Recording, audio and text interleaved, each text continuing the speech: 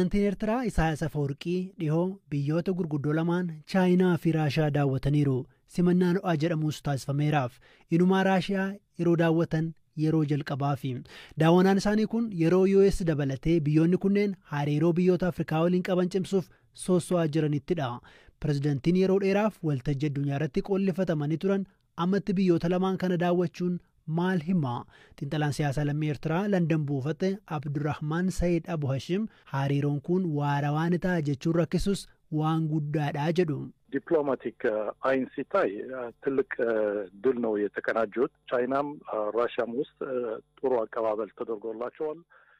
ija dippiloomaasiin gaafa ilaalamu milkaa'ina guddaa goonfatan chaayinaattis raashiyaattis simannaa gaarii taasifameeraaf pireezidaantichi waggoota 20 darbaniif addunyaarraa qollifatamanii nama rakkoo uuman jedhamanii ilaalamaa turan.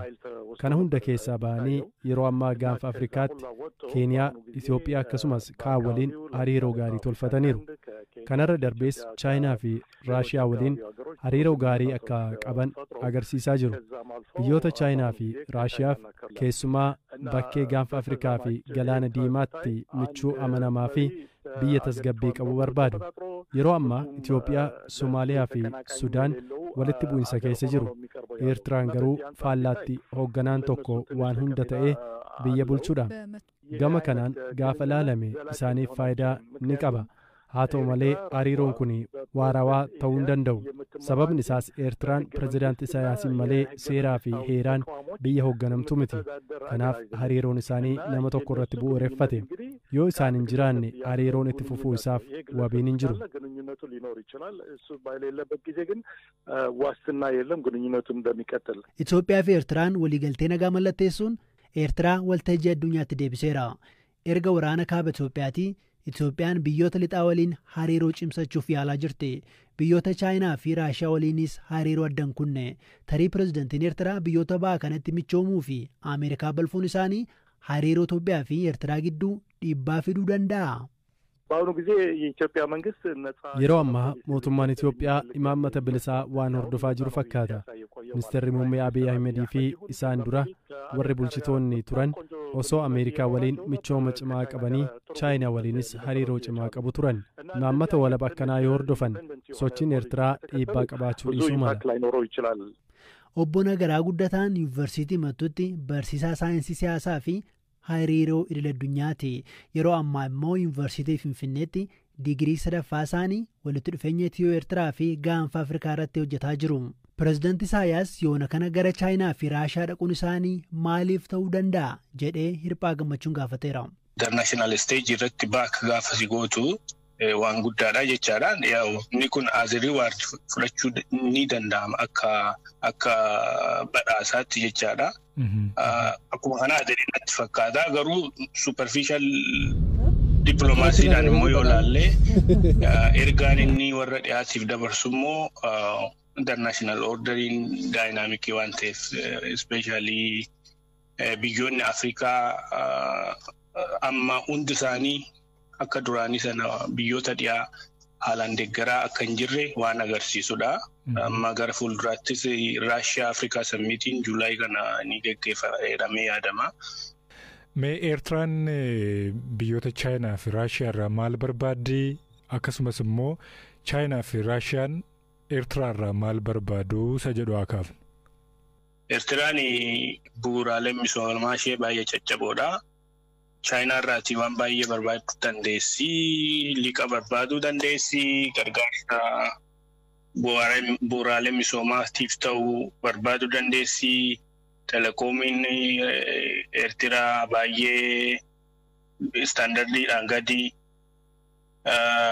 Kanarraan kan hafe immoo yeroo baay'ee warri dhiyaa kun Eertiraa irra qoqqobbii ni kaa'u.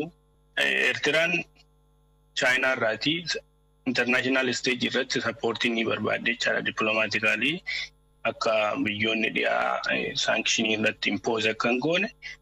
Eertiraan qarqara galaana diimaatti kan argamtu. Qarqarri galaana diimaa immoo koriidarii daldalaati waan ta'eef dooniiwwan Chaayinaa mi'a Chaayinaa fe'anii olii gad deddeeman nageenya isaaniif illee Eertiraan baay'ee barbaachifti.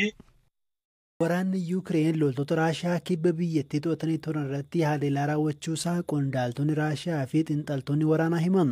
Yuukireen humnoota Raashiyaa gadhiisisuun yeroon isaa amma jechuun haleellaa bal'aa banuu ifa gootetti. Firaa'ol Balaayi.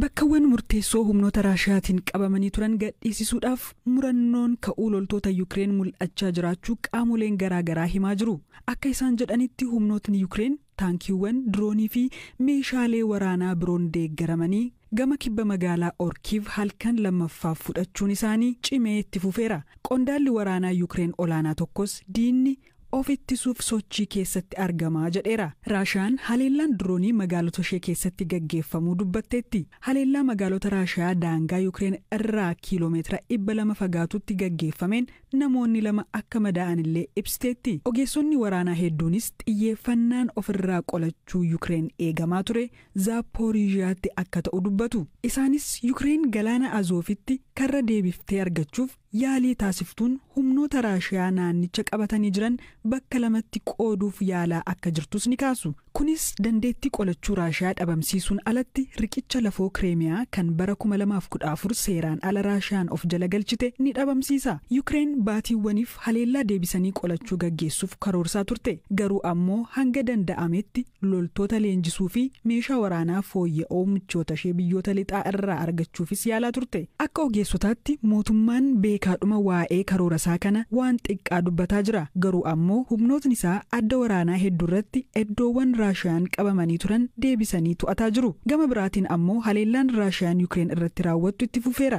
Oduutaan Uttancaa Dr. Bushaayikaa jedhama. Godina Horroo Guduruu Wallaggaa aanaa Jimmaa Gannatii bakka biqiltuu Qidaamee jedhamutti dhalatee guddate. Ogummaa narsii barateen osoo godina Wallagga Bahaa aanaa Waamaa Hagaloo baadiyyaa keessa tajaajilaa jiru carraa jireenya biyya alaa yookiin diivii argateen Ameerikaatti ce'e. Torban 3 dura biyya Ameerikaa Yuunivarsiitii Miizuuritti mana barnootaa meedikaalaarraa qabxii olaanaan eebbifameera. Wal'aansa baqaqsanii yaaluu dugugguruu dugdaa fi sammuu yookiin immoo niiwuroosarjiin ta'uufillee darbeera. Dooktara ta'uun durumaa fedhii isaa ijoollummaa ture. Ta'us dhiibbaa hiriyoota isaan barnoota sadarkaa 2ffaa saayinsii hawaasaa barachuu jalqabee waan hin jaalanneef adda kutee narsiingisa jaalatu baratee eebbifame. Ameerikaatti osoo meedikaaliin barateen dura miseensa waraanaa biyyatti ta'uuf murteessee illee ture. Imala milkaa'ina isaa waa'ee lakkoo Galaanaa Balaayitti dubbateera. Manaaf 13 Maarch keessa military joining godhe kan biyya kanaa. Kan join godhe National Guard jedhama. Sababiin isaa akka humna eeggataadha. Kan taajiltu isteeta taajilta garuu yoo mootummaan federaalaa si waames hin deemtaa. Yommuu sana isa join godhee fi sababiin isaa barumsa koos barachuu hin danda'a.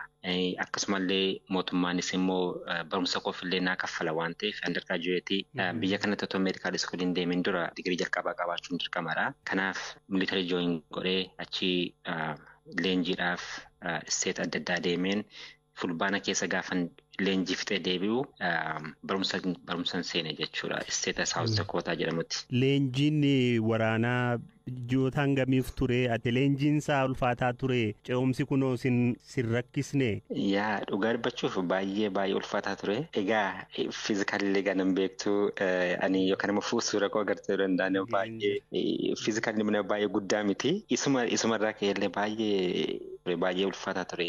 Afaan isaanii aksentiin American pronunciation wordii baay'ee addadha kan isa baranne irraati. Ani cimeen kutadheema iddootti dhaabuun qabu fixeema deemuun qaba jedhee waan murteesseen keessumatti xumure jechuudha. Leenjiinsaa kan seenne baatii caamsaa keessaa kan deemne gosa lama qaba paartii leenjiinsaa jechuudha. Tokko basic training jedhu bu'uura sanatti bartuudha. Sana booda immoo isa fixee booda immoo specific wanta ogummaa infilatachi keessa ogummaa hedduutu jira. Kan koo qacarraa wanti ture artillery kan jedhamu ture field artillery jedhama. Meeshaalee waraanaa gurguddaa jechuudha. Meeshaalee waraanaa gurguddaa kan akka taankii fi waan akka addaa kanaafaa jechuudha. Isan filadhee. Isa dhukaasuu jechuudha? Dhukaasuu ani isan filadhee.